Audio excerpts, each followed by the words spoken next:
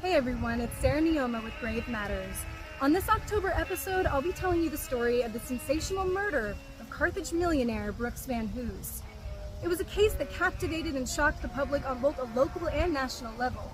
So step back in time with me almost a century while I delve into the history behind the headstone, or in this case, the mystery behind the mausoleum. Oakcrest Abbey, built in 1915, is the crown jewel of Park Cemetery.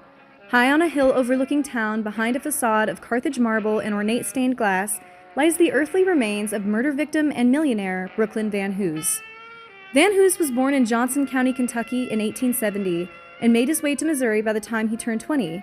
An ambitious entrepreneur from the start, he began his trade as a photographer. His business thrived and his studio was lauded as one of the finest of the time. He even installed a telephone, much to the delight of his customers. It wasn't long before Van Hoose recognized that the real money to be made was in the emerging mining operations in Carthage, which would at one point in history spawn more millionaires per capita than in any other town in the U.S. He soon branched out into this exciting new industry, developing the Cliffwood Mine. As his fortune grew, he was eventually able to purchase the W.B. Meyer stone quarry as well, from which the famous white limestone was extracted. The quarry continued to produce highly sought-after, premium-quality Carthage marble until Van Hoose retired from the industry in 1927. By then, Van Hoose was not only a millionaire, but an incredibly prominent and respected citizen in Jasper County. He built a beautiful country home right along current-day Route 66 and settled in with his wife and daughters. They named the large house and the rolling hills surrounding it Van Acres. It may come as no surprise that with all this wealth and notoriety, trouble soon came knocking. On a January evening in 1932, as he and his wife Maud were returning from a chamber meeting, the Van Hooses were accosted at their home by robbers. Though Maud was thankfully unbothered, Brooks was relieved of a 4 3/4-carat diamond ring he always wore, along with the entire contents of his wallet. The ring was insured for an incredible sum of $4,000. Fortunately, it was recovered in short order from a pawn shop in St. Louis. Perhaps this event foreshadowed a much darker incident that would soon take place at Van Acres. In March of 1934, at a Route 66 stopover 3 miles east of town, a plan was being hatched. Sleepy Hollow Tourist Camp and Filling Station was one of the many stops that granted weary travelers temporary rest along the Mother Road, and station attendant R.E. Dugan saw and heard just about everything that went on at the camp. When he accidentally overheard a plot to kidnap and extort Brooks Van Hoose, he quickly sent word with an errand boy to the local deputy. The policeman arrived on site just in time to see the plotters pulling away, recognizing at least one, a local man by the name of Theodore G. Harmon, who everybody knew as Glenn. The Carthage police were on high alert in the camp's vicinity as well as Van Acres. As evening fell and no sightings of Harmon or his companions materialized, the watch ended. As for Brooks Van Hoose, he was staying at Van Acres alone that fateful night of March 3, 1934. His wife was away in Washington, D.C. with their daughter Mildred, who was attending art school there. Brooks had been informed that there was a potential threat, but he apparently felt confident enough to return home shortly after 9 p.m. that night. Parked not far away from his home, however, were 6 criminals ready to do business. Among this number were Glenn Harmon, his brother L.B. Harmon, Byron Wolfe, Victor Earl Powell, Charles Napper, and a taxi driver from Kansas City. All but L.B. Harmon were convicted felons, having had run-ins with the law for various robberies and assaults from Missouri to California. Armed with pistols, Glenn Harmon and Byron Wolfe first approached the door of the Van Hoose home. What exactly took place next still remains a bit of a mystery.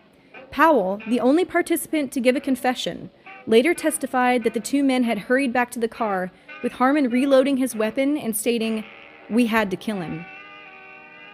After the deed was done, they sped away into the night. It wasn't until Monday morning, when Van Hoose failed to arrive at his investment office and no one answered the door at his residence, that his partner, George Beimdeek, became concerned. When Beimdeek and his comrades broke through the door, all of which were locked from the inside, they found Brooks Van Hoose laying dead in the foyer. 2 bullets had entered his body, one shattering his shoulder and the other fatally wounding him in the chest and severing his watch chain on its trajectory. Brooks managed to fire 1 shot at his assailants. Having missed, the bullet hit his own vehicle in the driveway. Strangely, the enormous diamond ring he'd been robbed of before remained on his finger, and the contents of his wallet and home remain untouched. His body was taken to Nell Mortuary and later laid to rest at the beautiful Oakcrest Abbey. However, the legacy of Van Hoose and his sensational murder have remained a topic of fascination for nearly a century. As for his murderers, it's a matter of opinion whether justice was truly served. L.B. Harmon and Napper were apprehended almost immediately following the murder. Neither one ever admitted to having knowledge of or participating in the incident in the subsequent proceedings.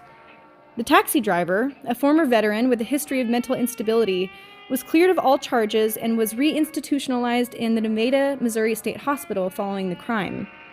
Wolf and Powell were both initially sentenced to life in prison. For Wolf, only 19 years old at the time, a mistrial proved to be a saving grace, and his sentence was reduced to 10 years. He would later reoffend and be sentenced to an additional 30 years in prison.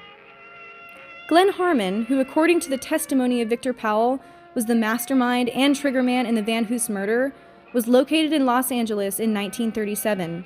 When police attempted to arrest him, Harmon fired directly at the officers. Drawing return fire, he was killed in the fight, and his body later shipped back to Missouri, where his family laid him to rest in the Harmon Cemetery in McDonald County. For me, so many questions remain about the murder of Brooks Van Hoose. If money was the main objective of the gang, why was nothing disturbed or taken from his body or his home? Was there possibly another motive having to do with the business dealings of Van Hoose? Was Glenn Harmon involved in the first Van Hoose robbery? And did Van Hoose go to his grave wearing the diamond ring that ultimately brought him so much misfortune? We may never know. I hope you've enjoyed this murder mystery edition of Grave Matters.